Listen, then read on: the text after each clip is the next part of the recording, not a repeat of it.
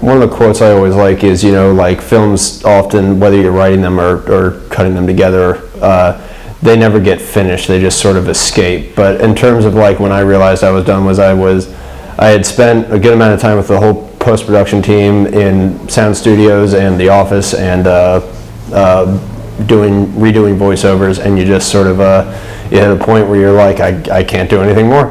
Yeah.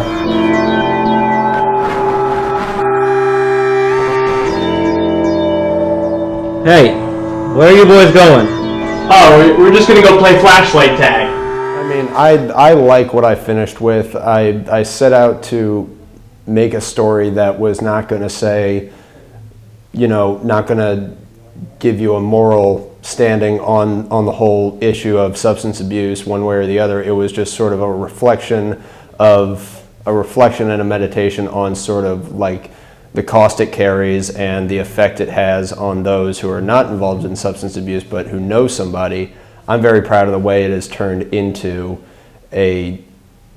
just a reflection of what can happen and the weight it bears, and it focuses very hard on my generation, because we're the ones who have to spend the most amount of time with it and yet maybe feel like we have the fewest tools to combat it. So the idea is to start a dialogue, and we've certainly done that. Like, the reception so far has been very, very good. There are certainly many interested people in it who come to it having experienced substance abuse either firsthand or secondhand through a loved one, and said, this is quite honest, and this is a very true reflection of what you see them go through.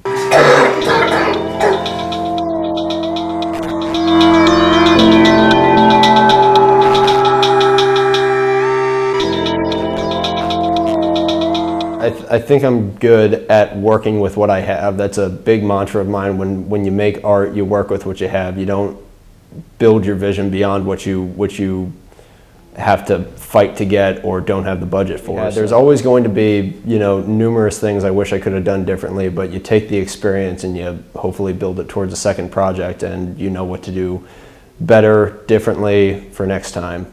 Working locally was actually like a much bigger breeze than I thought it was going to be. A lot of people came out in support of it. A bunch of people said, oh, you want to shoot here, here, and here, that's no problem. And we didn't have to work super hard to find the places we need to tell the story we had. Well, the final product has sort of been put to bed, and it's up to the film festivals we submitted it to, and we'll be done hearing from them.